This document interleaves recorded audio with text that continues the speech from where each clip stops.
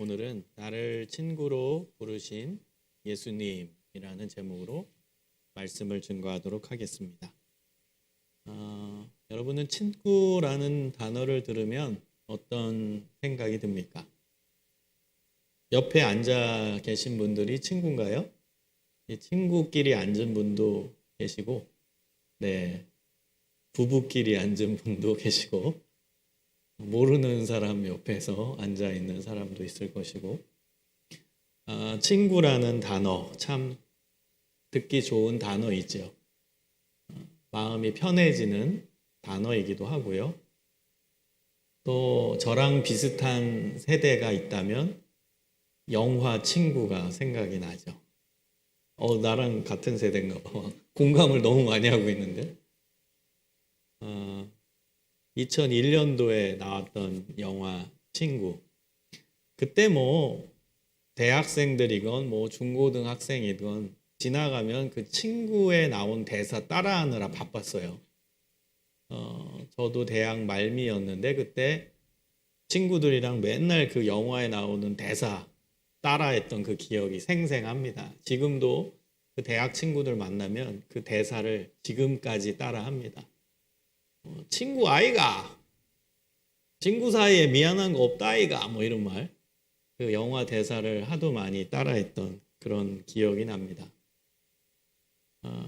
친구 하면은 또 떠오르는 시가 있습니다. 유명한 시죠. 함석헌 선생님의 그대 그 사람을 가졌는가. 그런 친구가 있냐 이겁니다. 여러 내용이 나오는데 그 중에서 가장 기억에 남는 문구가 있습니다. 탔던 배 꺼지는 순간 구명대 서로 사양하며 너만은 제발 살아다오 할 만한 사람 그 사람을 그대는 가졌는가. 시 문구 중에 하나의 내용입니다. 여러분 생각을 해보세요. 내 주변의 친구 중에 배를 타고 가는데 풍랑을 만나서 배가 파손했어요. 근데 이제 구명조끼는 하나밖에 없어요. 그럼 옆에 친구랑 서로 사양하면서 네가 입어라 내가 입어라 네가 입어라 나 못 입는다 너가 입어라 서로 사양하면서 너만은 제발 살아다오 그렇게 말을 할 수 있는 친구가 있냐는 거예요. 여러분 있습니까? 있다면 그 사람이 성공한 사람이라고 이야기합니다. 저도 설교를 준비하면서 생각을 해봤어요. 이 함석헌 선생님의 시 가운데서 구명조끼, 구명대를 서로 사양하며 너만은 살아다오 그렇게 말할 수 있는 친구가 내 주변에 있을까? 의심이 많이 됩니다. 없는 것 같아요. 중학교 때 친구, 고등학교 친구, 대학교 때 친구, 대학원 친구, 사역자 친구 있긴 있어요. 그런데 이 함석헌 선생님의 시에 나오는 문구를 내가 적용하고 또 내가 적용받을 만한 그런 친구가 있을까? 의심이 좀 많이 되었습니다.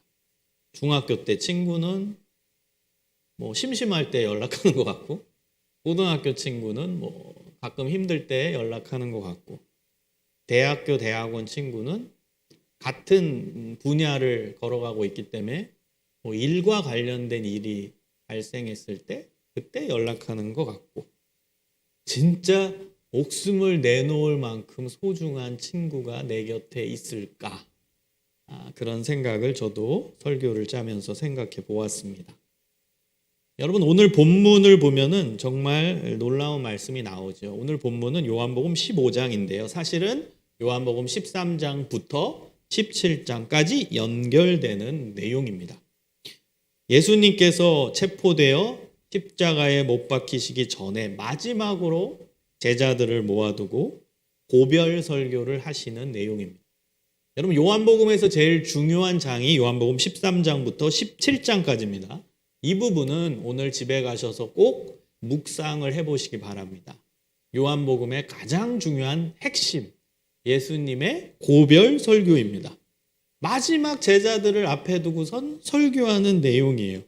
그런데 설교하기 바로 전에 하셨던 일은 뭐냐면 세족식. 여러분 아시죠? 세족식. 제자들의 발을 한 명 한 명 다 씻어주시는 세족식을 하고 나서 그 다음에 고별 설교를 하시게 됩니다. 그 고별 설교의 내용 가운데서는 위로의 말씀도 있습니다. 내가 너와 함께 할게. 두려워하지 마. 내가 십자가에 못 박혀 죽고 다시 부활하고 그 다음 하늘로 승천하는데 이 땅에 너희들이 고아와 같이 내버려 두지는 않을 거야. 나와 똑같은 보혜사, 너희를 도와주는 분이 오실 거다. 그분이 성령님이시잖아요. 성령님에 대한 약속도 이 고별 설교 가운데서 하신 거예요. 그리고 힘을 내라, 희망을 가져라, 이런 내용도 말씀하시고 예수님의 제자로서 어떻게 살아가야 할지에 대한 부분도 말씀하시고 이 제자들을 위한 기도의 내용도 이 고별 설교 가운데서 나와 있다라는 것입니다. 그런데 저는 이 고별 설교의 여러 내용 가운데서 가장 중요한 내용이 바로 오늘 본문이라고 생각을 합니다. 왜냐하면 오늘 본문 가운데 제자와 예수님과의 관계를 이야기하는 내용이 나오기 때문입니다. 예수님께서 제자들에게 먼저 말씀하신 거예요. 제자들이 요청한 것도 아니라 제자들이 이렇게 예수님 불러도 돼요 라고 말한 것도 아닙니다. 예수님이 먼저 제자들을 향해서 본인이 입을 떼서 말씀하신 내용입니다. 그 내용이 뭐냐? 제자들에게 너희는 나의 친구다.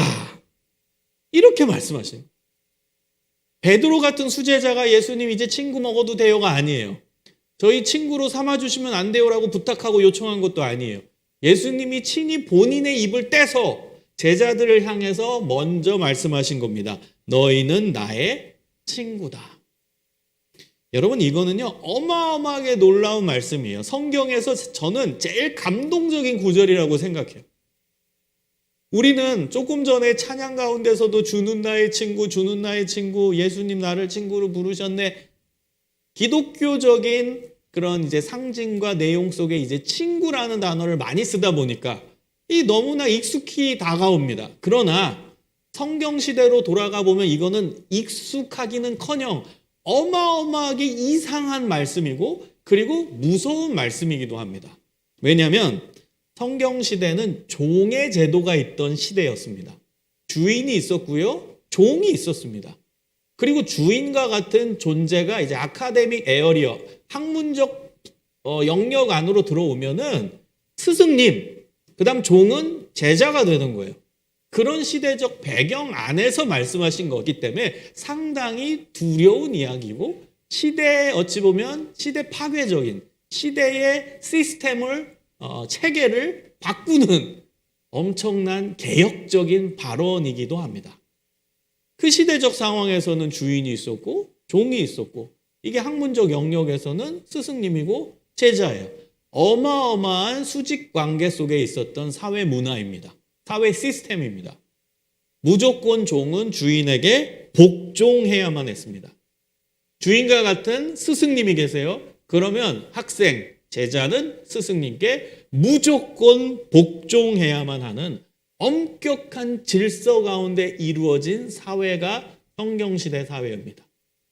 그런데 그 시대적 상황 가운데서 그 시대적 문화 가운데서 예수님이 제자들에게 스승이신 예수님이 학생인 제자한테 먼저 그것도 요청한 것도 아니에요. 제자들이 예수님이 먼저 너희는 나의 친구라. 놀랍죠? 놀라운 말씀이에요. 너무너무 놀랍고 충격적인 말씀입니다. 그 시대 상황 속에서 이 종과 같은 제자들이 그 예수님의 엄청난 발언을 들었다라고 여러분이 가정해 보세요. 어떤 마음이 들었겠습니까? 너무너무 놀랍죠. 예수님 왜 그러십니까? 예수님이 그런 말 하지 마십시오. 이게 뭐 말 같지도 않은 얘기 하지 마십시오. 어마어마하게 뭐 놀랄 정도가 아니라 이거는 뭐 까무러칠 정도죠. 그런 얘기를 예수님이 왜 하십니까? 말도 안 되는 얘기 하지 마십시오. 그런 상황이었을 겁니다. 근데 놀라운 것은요, 예수님이 이 말씀을 하시기 전에 어떤 상징적인 행동을 하셨다고 했죠? 세족식이에요. 먼저 그거를 행동으로 보여주고 그 다음에 너희는 나의 친구라 말씀하신 겁니다. 예수님이 제자들의 발을 씻어주신 겁니다. 이것 또한 충격의 충격이었죠. 사실 제자들은요, 너희는 나의 친구라라는 말을 듣기 전에 이미 엄청난 충격을 받은 상태예요. 세족식 때문에. 당시 문화는 주인이 바깥에 나갔다 오면은 종이 문 앞에서 맞이합니다. 그리고 문에 들어가면, 현관문에 들어가면 그 현관문 바로 옆에 물 항아리가 있습니다. 그럼 그 물 항아리에 물을 이제 종이 이제 떠가지고 대야에 담습니다. 그럼 뭐 하겠어요? 주인님의 발을 종이 씻어주는 거예요. 당시에는 지금과 같은 구두나 운동화를 신은 게 아닙니다. 샌들을 신었어요. 발가락이 다 보이는 샌들. 우리 성극을 보면 우리 좀 이렇게 연극하잖아요. 아니면 우리 영화 보면은 성경시대 영화를 보면 나오죠. 샌들 같은 걸 신었기 때문에 발가락이 다 보입니다. 그런데 이스라엘 지대는요, 광야 지대입니다. 한마디로 사막 지대예요. 그렇기 때문에 바깥에 나갔다 오면요, 그 모래먼지가 어마어마하게 발에 달라붙게 됩니다. 그렇기 때문에 반드시 집에 들어오면은 발을 씻어야 돼요. 근데 주인과 종의 관계가 있던 시대이기 때문에 당연히 주인은 스스로 발을 씻지 않았고, 그 당시 문화는 종이 하는 역할 중에 중요한 역할이 주인님이 바깥에 나갔다 오면 주인님의 발을 씻겨주는 역할을 종이 했던 것입니다. 그럼 주인은 가만히 들어와 가지고 발을 종에게 맡기고 종은 깨끗하게 무릎을 꿇고선 주인님의 발을 씻어 주었다는 거예요. 그리고 나서 수건을 가져다가 그 물기 젖어 있는 그 주인의 발을 깨끗이 닦으면 주인은 들어가서 옷을 갈아입고 그 다음에 식탁으로 와서 식사를 했다라는 것입니다. 그런데 13장, 요한복음 13장에 가면은 이 주객전도 됐죠. 거꾸로 됐죠. 누가 발을 씻어주세요? 제자가 예수님의 발을 씻어줍니까? 예수님이 제자들의 발을 씻어줬다는 거예요. 주인님이신 예수님이 종인 제자의 발을 씻어줬다는 거예요. 이게 완전히 뒤바뀐 거죠. 완전히 뒤집어진 거죠. 그래서 사회에 완전히 개혁적인 어마어마한 상징적 행동이 돼버린 거예요. 예수님은 뭐 사회 개혁하려고 한 건 아니지만 그 당시 사회 문화와 사회 시스템으로 봤을 때는 이거는 완전 개혁적인 하나의 상징적 행동을 보이시게 된 거예요.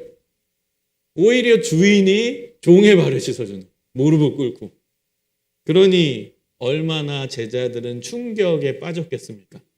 그래서 수제자였던 베드로는 먼저 얘기하죠. 역시 수제자는 수제자죠. 베드로는 절대 제 발을 씻을 수 없다라고 거부합니다. 어떻게 주인님이신 예수님이 종인 자기 발을 씻기냐는 거예요. 그래서 베드로는 막아요. 예수님 제 발을 씻으면 안 됩니다. 말도 안 되는 얘기 하지도 마십시오. 예수님 오늘 뭐 잘못 드셨어요? 큰일 날 행동하지 마십시오. 그래서 자신의 발은 절대 예수님이 씻을 수 없다라고 거부합니다.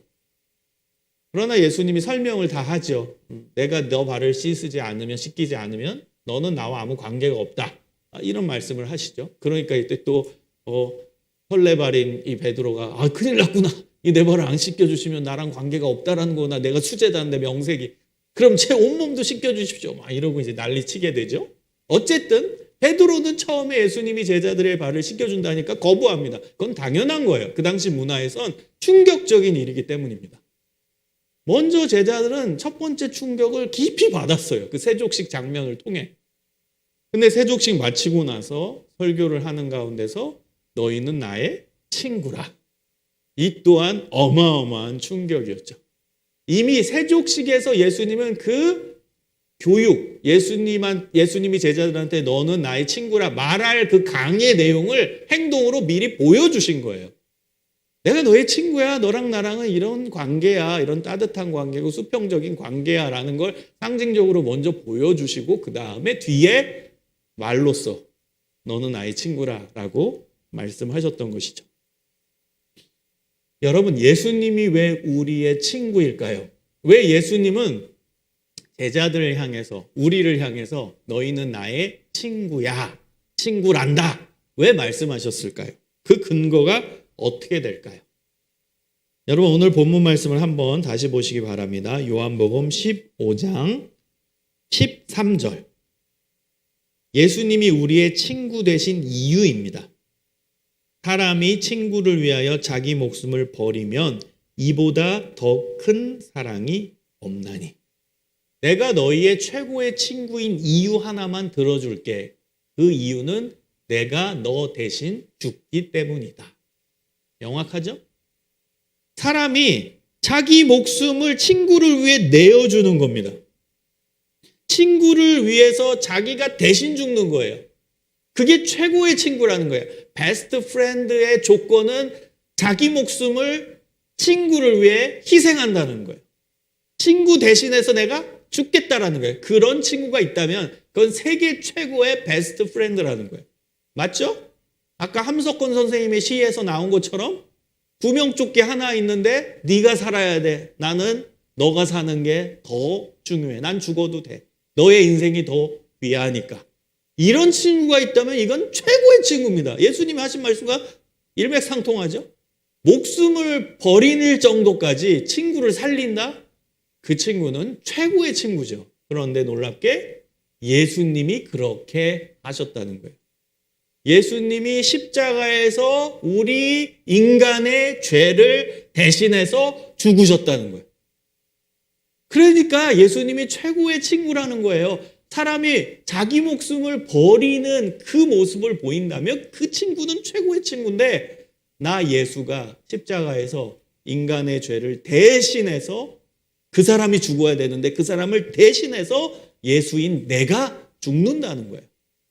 그래서 나는 너의 최고의 친구다. 인간의 최고의 친구가 바로 예수님이다. 그렇게 말씀하셨다는 겁니다. 여러분 이제 아셨죠? 예수님이 왜 우리의 친구인지. 그 이유를 알고 우리가 찬양해야죠. 주는 나의 친구, 주는 나의 친구, 친구로 부르셨네. 왜 부르셨는지를 알아야죠. 그 근거가 어디 있는지를 명확히 알아야 되죠. 예수님이 십자가에서 우리 대신해서 죽으심으로 그 관계가 완성되고 발효된 겁니다.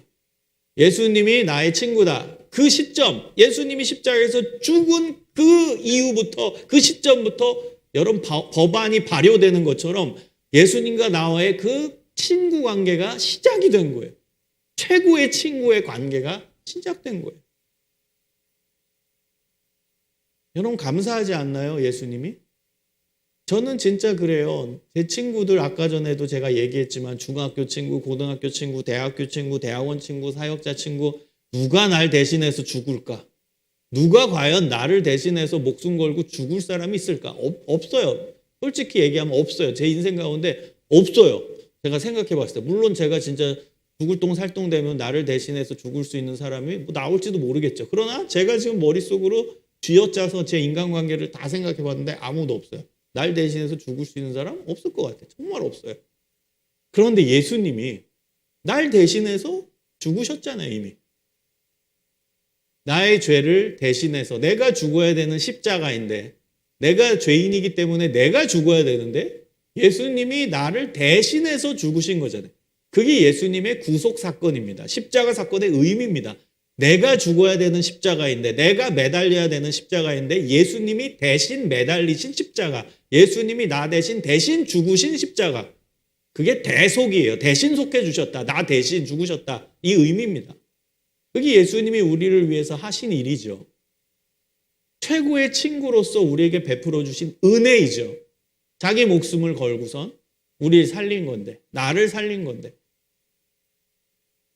여러분 혹시 저와 같이 내 주변에는 나를 대신해서 죽을 수 있는 사람이 한 명도 없다라고 생각해서 우울한 사람이 혹 있다면 예수님은 여러분을 위해 대신 죽으셨어요.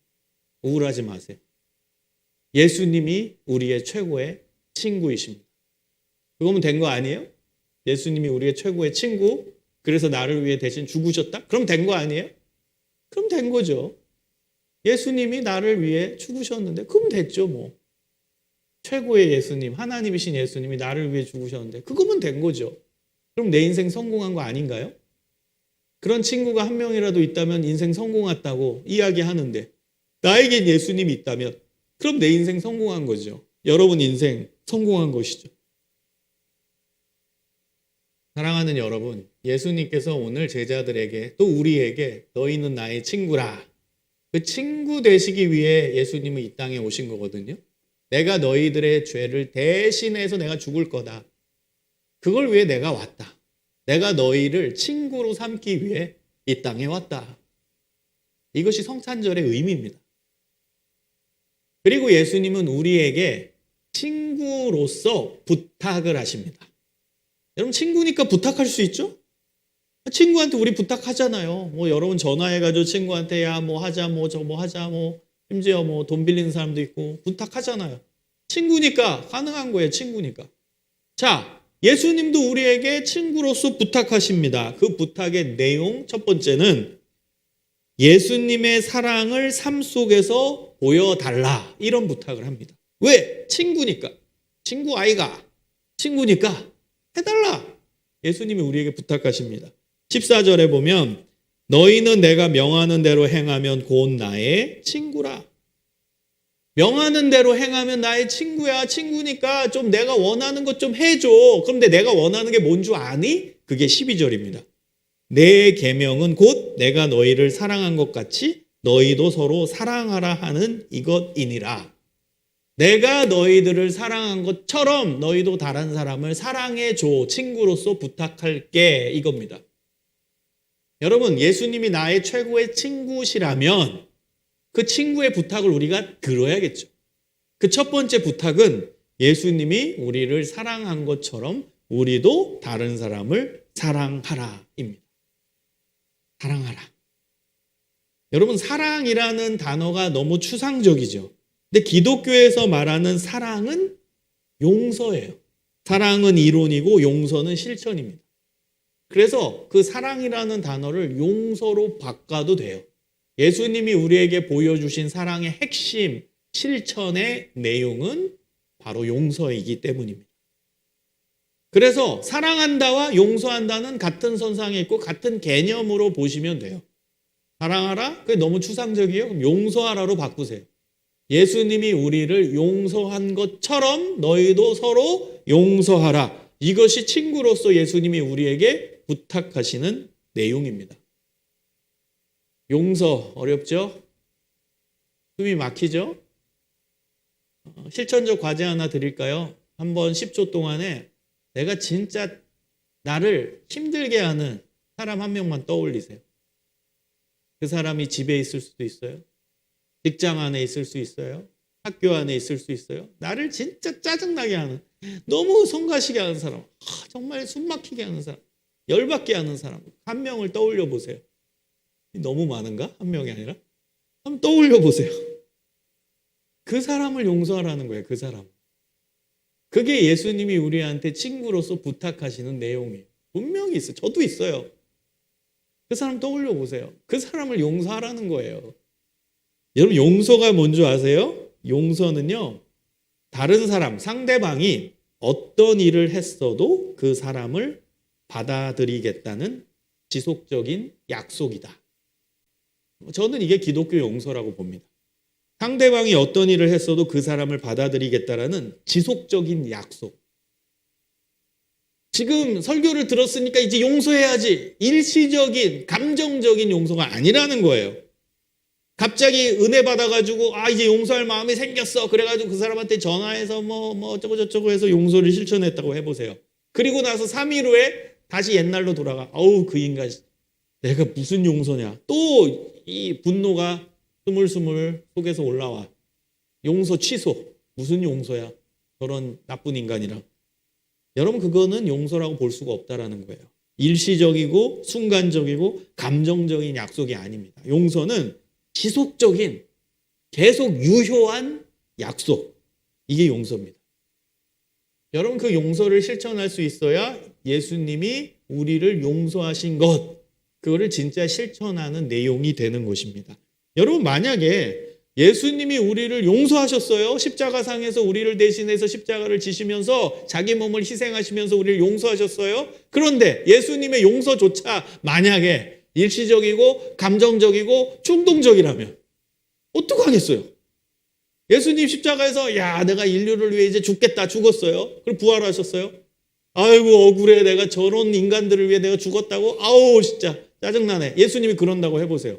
예수님의 용서조차도 일시적이고 충동적이었다고 해보세요. 말이 안 되죠. 그래서 여러분, 일단은 희망을 가지세요. 어떤 희망? 예수님이 나의 죄를 대신 씻어주셨다. 나를 대신해서 죽으심으로 나의 죄가 완전히 씻어졌다라는 것은 일시적인 거예요? 충동적인 거예요? 감정적인 거예요? 지속되는 거예요? 여러분 입으로 고백해 보세요. 지속이에요? 아니면 일시적인 거예요? 아셨죠, 이제? 나의 생각과 기분과 관계없어요. 예수님이 우리를 용서하시겠다라는 이 결단, 그 십자가 사건은 계속 유효한 거예요. 내 감정 상태에 따라서 오늘은 좀 우울하네. 예수님이 나 안 사랑하시는 것 같아. 예수님이 나 용서 안 하신 것 같아. 또 며칠 후에 세상에 나가서 또 뭐 실수했어요. 또 반복적인 죄를 지었어요. 그래서 죄책감에 빠져서 나는 이제 구원 못 받았나 봐. 나는 예수님이 싫어하나 봐. 나는 죄인인가 봐. 또 이러고 있어요. 그럴 필요 없다는 거예요. 왜? 예수님 입장에서 봤을 때는 예수님의 십자가 사건은 계속 유효한 사건이고 예수님의 용서는 일시적인 게 아니라 계속 진행되는 용서이기 때문이에요.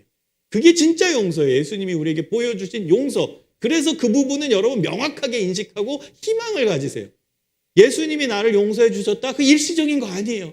내 감정 상태에 따라서 용서해 주셨네. 아멘 할렐루야 나갔다가 어느 날에는 아닌가 봐. 그럴 필요 없다는 거예요. 예수님의 용서는 일시적이지 않아요. 계속 진행되는 계속 유효한 지속적인 용서예요. 여러분이 예수님의 용서를 받은 사람이에요. 그래서 희망을 갖고 사는 거예요. 내가 부족해도 또 반복된 실수를 하지만 아직까지 나는 이 모양이지만 그래도 희망 가지라는 거예요. 그것 때문에 예수님의 용서가 변화되는 게 아니에요. 그것 때문에 예수님이 우리를 용서하시는 게 깨지는 게 아니라는 거예요. 왜? 그 용서는 지속적이고 계속되는 것이기 때문에. 그게 진짜 용서입니다. 그게 진짜 용서. 그래서 예수님이 우리에게 부탁하는 거예요. 내가 이렇게 너희들을 용서했으니까 너희도 다른 사람을 지속적으로 용서해라. 지속적으로. 일시적이 아니라 지속적으로. 자, 두 번째 부탁입니다. 예수님이 우리에게 말씀하시는 두 번째 부탁은 즐거운 마음으로 나를 낮추고 상대방을 높여달라. 여러분, 예수님은 제자들의 발을 씻겨주시면서 친구이지만 자신을 낮추셨어요. 자기를 낮춘 거죠. 여러분, 발을 씻기려면요 무릎을 꿇어야죠. 그럼 낮춰야 돼요. 근데 예수님은 주인이에요. 그 당시에는. 근데 완전 종으로 친구라고 얘기했음에도 불구하고 종으로 낮아지셨어요.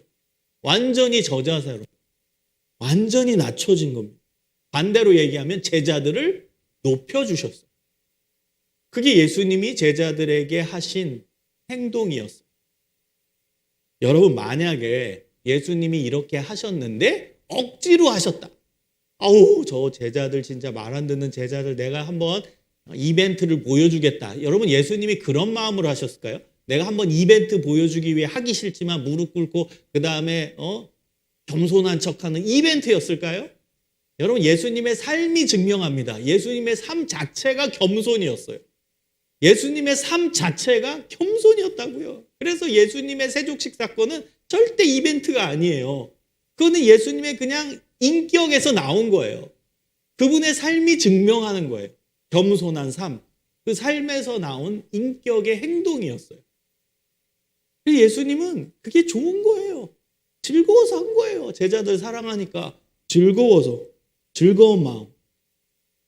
여러분, 우리에게도 예수님 부탁하는 거예요. 자신을 낮추고 상대방을 높이는 것을 즐겁게 하라. 이게 쉽지 않죠. 상대방을 높이고 나를 낮추는 걸 즐겁게 할 수 있는 사람이라면 저는 그 사람 최고의 인격자라고 생각해요. 예수님을 가장 많이 닮은 사람이라고 생각합니다. 저도 쉽지 않아요. 저도 못해요. 여러분, 어떻게 그게 쉽게 되겠습니까? 상대방을 높이고 나를 낮추는 걸 즐겁게 하라. 인격으로, 내 인품으로, 내 삶으로 즐겁게 하라. 자연스럽게 해라. 여러분, 그게 얼마나 어려운 일이겠습니까? 여러분, 정치가들은 이제 표 의식해가지고 선거 전에 잘하죠, 이 부분. 자기를 낮추고 상대방을 높이고. 시장 상인한테도 꾸벅, 어느 누구에도 꾸벅. 여러분, 속으로 그거 하고 싶어서 할까요? 정말로? 뭐 참 정치인이 있겠죠. 그러나 우리의 인식 속에는, 우리의 편견 속에는 대부분은 그렇지 않을 거다. 하기 싫은데 억지로 내가 표를 받아야 되니까 막 어느 누구에든 꾸벅하면서, 어린아이한테도 꾸벅하면서 이루고 악수하고. 여러분, 그거는 진짜 겸손이 아니야. 그걸 쇼라고 얘기하는 거죠. 그걸 쇼. 겸손 쇼. 겸손한 척하는 쇼죠. 근데 예수님이 말씀하시는 건 쇼가 아니야. 이벤트가 아니에요. 삶이지. 인격이지. 자연스럽게 묻어나는 삶의 모습이지. 그 예수님이 우리에게 원하시는 부분이에요. 그러려면 즐겁게 해야 된다는 거예요. 상대방 높이는 걸 즐거운 거. 그게 인격이에요. 그게 삶인 거예요. 나를 낮추는 게 좋은 거예요. 그게 삶이에요. 그게 인격이에요. 여러분, 예수님이 우리에게 원하시는 친구로서 부탁하는 내용이라는 거예요. 우리 올 한 해 마무리 잘 하면서 내년 2023년도에는 우리 공동체가 서로 자신은 낮추고 타인은 높여주는, 그것도 즐거운 마음으로 할 수 있는 사랑의 공동체가 되기를 소망합니다. 마지막 세 번째 부탁입니다. 예수님의 부탁은 예수님의 말씀을 온 마음으로 믿으라. 이게 우리에게 예수님이 부탁하시는 내용입니다. 믿으라. 여러분, 종과 친구의 차이점은 뭐냐? 이 예수님이 오늘 본문에서 얘기하는 거예요. 종과 친구의 차이점. 요한복음 15장 그 다음에 15절 보세요. 이제부터는 너희를 종이라 하지 아니하리니 종은 주인이 하는 것을 알지 못한다. 주인이 하는 걸 몰라요. 그냥 저 주인이 어떤 생각을 갖는지 어떤 마음을 갖는지 관심 없어요. 그냥 이거 해라 그러면 그냥 기계적으로 하는 게 종이지. 그런데 친구는 인격적 관계이기 때문에 그 안에 믿음이 있다라는 거예요. 친구 관계는요, 믿음이 있습니다. 믿음. 그래서 친구가 저렇게 얘기하는 건 저런 의도구나. 친구가 저렇게 말하는 건 저런 뜻이 있구나. 친구의 말을 신뢰하고 믿어요. 그게 친구예요. 종은요, 그냥 기계적으로 움직여요. 이거 해. 그러면 그냥 움직이고. 이거 해. 이거 하지 마. 그럼 안 하고. 그건 종이고요. 친구는 그렇지 않아요. 친구는요, 저 사람이 왜 저렇게 말하는지를 깨닫게, 저 사람이 뭘 의도하라는지를 깨달으려고 노력하게 돼요. 그거는 그 안에 믿음이 있기 때문입니다. 그 안에 신뢰가 있기 때문입니다. 여러분, 진짜 친구 관계는요, 그 안에 믿음이 작동해요. 맞죠? 최고의 친구, 여러분 인간관계 속에서 그래도 이 친구는 나의 좋은 친구다 생각되는 사람 한 명만 떠올려 보세요. 그 친구가 하는 말을 여러분은 믿을 거예요. 그 친구가 이야기하는 걸 신뢰할 거예요. 그게 친구입니다. 근데 예를 들어서 친구가 전화해요. 그래서 뭐 어쩌고 저쩌고 아무개야 너 오늘 뭐 어쩌고 저쩌고 막 자기 이야기를 했어요. 그런데 여러분이 전화를 딱 끊고 나서 아유 저거 다 가짜야. 쟤 말하는 건 다 거짓말이야. 거짓말. 쟤 말하는 건 다 가짜야. 아유 어떻게 저렇게 뺀질하게 저렇게 얼굴에 철판 보고 저렇게 뜨고 거짓말로 나한테 전화하냐. 여러분 혹시 그렇게 반응하는 사람 있어요? 그러면 그 사람은 나의 친구예요, 아니에요? 아닌 거예요. 상대방의 말을 믿지 못한다? 그럼 친구 아니에요. 그 친구 관계 정산하세요. 친구 아니니까. 친구는요, 믿어요. 그 사람이 뭘 얘기하고 싶은지, 어떤 뜻이 있는지 그거를 듣고 신뢰하고 믿어요. 예를 들어서 친구가 막 우는 소리예요. 나 너무 힘든 일이 발생해서 그래서 돈이 지금 없어. 그러면 믿죠. 쟤는 저런 삶 속에서 저런 어려움을 겪었구나. 그래서 지금 돈이 부족하구나. 믿지. 야, 저거 나한테 돈 빌려달라고 지금 거짓말하고 있구나. 이렇게 안 받아들여요. 진짜 친구라면. 그렇기 때문에 친구 관계 속에서는 신뢰가 있고 믿음이 있어요. 그 관계를 예수님이 제자들과의 관계 속에 얘기하는 거예요. 너희는 나의 친구야. 그래서 내가 무슨 얘기하는지 너희는 깨닫고 내가 이야기하는 거 너는 믿고 신뢰한다. 이거예요. 그래서 친구로서 부탁한다라는 거예요. 내 말을 좀 믿어줘. 친구니까. 여러분, 우리도 예수님의 말씀을 온전히 믿어야 돼요. 예수님의 말씀. 예수님이 우리에게 말씀하신 거, 우리에게 명령하신 거, 우리에게 베풀어 주신 은혜. 이걸 믿어야 돼요. 예수님이 우리를 위해 십자가 지셨다. 믿어야죠. 예수님이 우리를 사랑한다. 믿어야죠. 예수님이 우리와 함께 하신다. 믿어야죠. 임마누엘, 하나님이 우리와 함께 하신다. 믿어야죠. 여러분, 예수님이 하신 말씀을 믿으세요. 믿어야 최고의 친구가 되는 거예요. 예수님이 우리에게 부탁하십니다. 내가 너희의 최고의 친구니까 내가 한 말을 이해하고 깨닫고 믿어주렴. 이것이 예수님이 우리에게 부탁하시는 세 번째 부탁입니다. 사랑하는 여러분, 예수님이 우리에게 오셨어요. 우리를 친구로 삼으시기 위해 오셨습니다. 예수님은 변함없는 영원한 우리의 친구입니다. 믿으십니까? 그 친구 되신 예수님 너무 감사하잖아요. 그 친구 되신 예수님이 나와 함께 동행하신다. 이 자체로 우리는 행복할 수 있습니다. 여러분 12월 이제 셋째 주, 그다음에 이제 넷째 주 지나갈 거예요. 그리고 2023년도 새롭게 도래할 텐데요. 이 즈음이 되면 이상하게 우울한 사람들이 많아요. 뭐 연말 연시되고 우리 청년들 중에서도 우울한 사람들이 있고 그러거든요. 여러분 우울해하지 마세요. 왜? 우리의 최고의 친구이신 예수님이 계시니까. 여러분 믿으세요? 예수님이 계시니까. 그 예수님이 최고의 친구니까. 그분이 나를 대신해서 내 목숨 대신해서 죽으신 최고의 친구니까. 그 친구 되신 예수님이 내 곁에 계시니까 여러분 두려워하지도 말고 걱정하지도 말고 염려하지도 말고 그다음 외로워하지도 말고 고독하지도 말고 우울해하지도 마십시오. 그 최고의 친구가 여러분 안에 계십니다. 이 믿음 가지고 승리하시기를 소망합니다. 기도하겠습니다.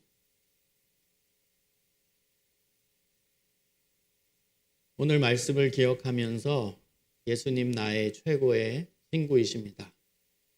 그 친구 되신 예수님을 온전히 신뢰하고 믿으며 살겠습니다. 그리고 그 예수님이 하셨던 것처럼 상대방을 높이고 나를 낮추는 삶을 살게 하시고 다른 사람을 실제로 진짜로 용서할 수 있는 예수님 닮은 사람 되게 하여 주옵소서.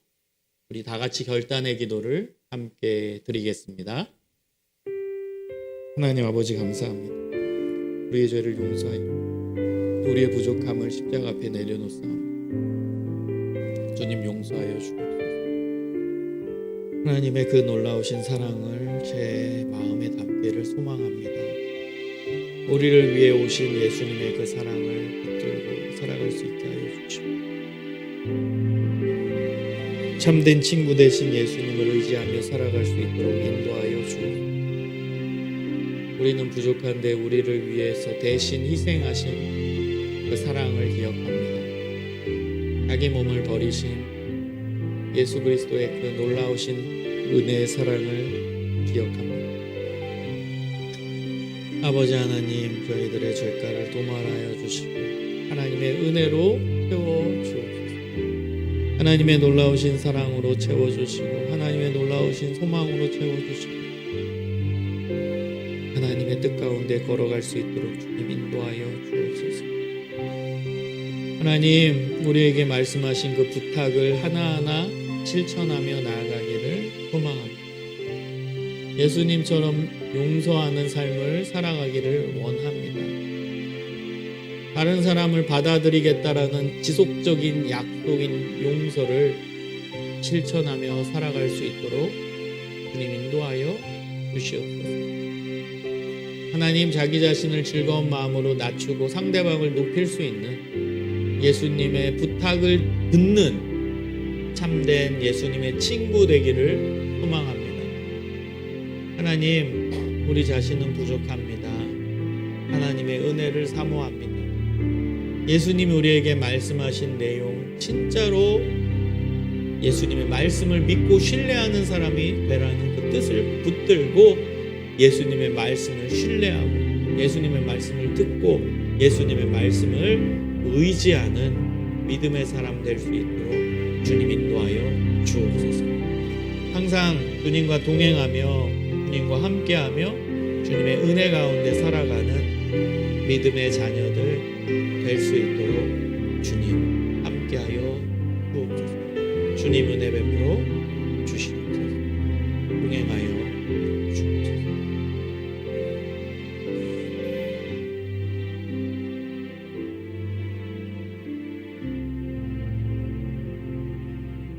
사랑의 하나님 감사합니다. 예수님 우리를 친구로 불러주셔서 감사합니다. 예수님 나의 최고의 친구 되심을 믿고 의지하며 살아갈 수 있게 하여 주시옵소서. 그리고 예수님이 친구로서 우리에게 부탁하시는 내용을 받아들이게 하시고 다른 사람을 진실로 용서할 수 있게 하여 주시고 나를 낮추고 다른 사람을 높일 수 있는 예수님 닮은 삶을 살아가게 하여 주옵소서. 그리고 예수님의 말씀을 신실하게 내 마음 가운데 받아들이고 믿을 수 있는 참된 믿음의 사람으로 살아가게 하여 주시옵소서. 언제나 우리와 동행하시는 구주 예수 그리스도의 이름으로 기도합니다. 아멘.